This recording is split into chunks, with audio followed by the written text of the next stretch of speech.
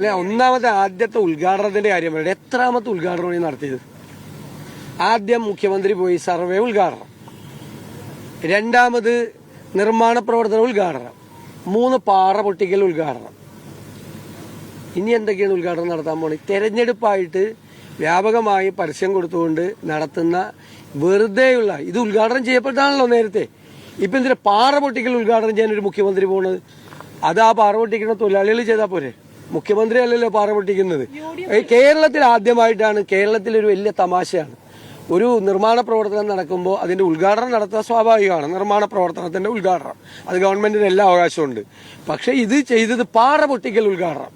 തെരഞ്ഞെടുപ്പ് ആയതുകൊണ്ടാണ്. തെരഞ്ഞെടുപ്പ് പ്രഖ്യാപിക്കുന്നതിന്റെ തലയാഴ്ച നാണമുണ്ടോ?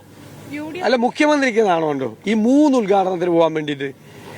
ഇനി രണ്ടാമത്, ഞങ്ങളന്ന് പറഞ്ഞത് അന്ന് എൻവയൺമെന്റ് ഇമ്പാക്ട് അസസ്മെന്റ് ഇല്ലാതെ ഈ പരിപാടി നടത്താൻ സമ്മതിക്കില്ലെന്നാണ് പറഞ്ഞത്. അതൊന്നും ചെയ്യാതെയാണ് അന്ന് സർവേ ഉദ്ഘാടനം ചെയ്തത്. ഞാൻ ചോദിക്കട്ടെ, വയനാട് പോലത്തെ ഒരു വളരെ സെൻസിറ്റീവ് ആയിട്ടുള്ള ഒരു സ്ഥലത്ത് എൻവയൺമെന്റ് ഇമ്പാക്ട് സ്റ്റഡി നടത്താതെ തുരങ്കം ഉണ്ടാക്കാൻ സമ്മതിക്കാമോ? അതാണ് ഇപ്പോഴും എടുത്ത് എന്റെ പ്രസംഗം പറഞ്ഞുകൊണ്ടിരിക്കുന്നത്. ഞാൻ സംസാരിച്ച ഞാൻ നിങ്ങളോടാണ് പറഞ്ഞത്, മീഡിയയോട്. അതിലൊരു ഭാഗം മാത്രമാണ് പറയുന്നത്, ആദ്യത്തെ ഭാഗം പറയുന്നില്ല. സർവേ ഉദ്ഘാടനം ചെയ്തപ്പോൾ ഞാൻ പറഞ്ഞു, ഇതുപോലത്തെ ഒരു പ്രോജക്ട് ഉദ്ഘാടനം ചെയ്യണമെങ്കിൽ എൻവയൺമെന്റ് ഇമ്പാക്ട് സ്റ്റഡി വേണം. വയനാട് ഇങ്ങോട്ട് പോകുന്നതാണ്ട, ഒരു കൊല്ലം മുമ്പ് ഇങ്ങോട്ട് പോകുന്നില്ലേ മോളിൽ നിന്ന്? അത് വളരെ സെൻസിറ്റീവ് ആയിട്ടുള്ള വെസ്റ്റേൺ ഗാർഡ്സ് ആണ്. അപ്പൊ അത് പാരിസ്ഥിതിക പഠനം, ആഘാത പഠനം നടത്താതെ ഈ പണിക്ക് പോരെന്ന് പറഞ്ഞു. എന്നിട്ട് അതിന് വികസന വിരുദ്ധനായിട്ട് ചിത്രീകരിക്കുന്നത് അത് CPM പച്ചക്കള്ളങ്ങൾ പ്രചരിപ്പിച്ചുകൊണ്ടിരിക്കുകയല്ലേ വ്യാപകമായി. എന്താണ് അല്ല ഈ ചോദ്യം പറയാ? അല്ലല്ല, അതിപ്പോ ഒരു നിർമ്മാണ ഗവൺമെന്റുകൾ തുടർച്ചയല്ലേ. ഞങ്ങളൊന്നുകൂടി പഠിക്കും, അതുകൊണ്ട് വേറെ വല്ല ദോഷങ്ങളുണ്ടാകുന്ന നോക്കും. അല്ലെങ്കിൽ എല്ലാ ഗവൺമെന്റുകളും തുടർച്ചയല്ലേ. ആ തുടർച്ചയായിട്ട് ഓരോ ഗവൺമെന്റിന്റെയും ഉത്തരവാദിത്വമല്ലേ അത് മുന്നോട്ട് കൊണ്ടുപോകാന്നുള്ളത്.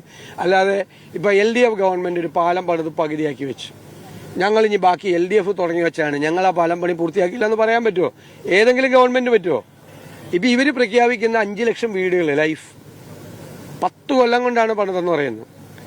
ഉമ്മൻചാണ്ടിയുടെ കാലത്ത് ഇപ്പൊ ഇവര് സമന്വയിപ്പിച്ച ഈ 5 സ്കീമിലും കൂടി 5 കൊല്ലം കൊണ്ട് 4,43,000 വീടാണ് പണിത്. 4,43,000 വീട്. അത് ഇപ്പൊ ഇവരുടെ ഈ 5 ലക്ഷം 10 കൊല്ലത്തെയാണ്. മറ്റേത് 5 കൊല്ലം കൊണ്ട് 4,43,000 വീട് പണിതപ്പോൾ ഇവര് 10 കൊല്ലം കൊണ്ട് 5 ലക്ഷം വീട് പണിതെന്ന് പറയുന്നത്. ഈ 5 ലക്ഷം വീട്ടിൽ UDF ഗവൺമെന്റിന്റെ കാലത്ത് ആരംഭിച്ച വീടുകൾ പൂർത്തിയാക്കിയത് ഉൾപ്പെടെ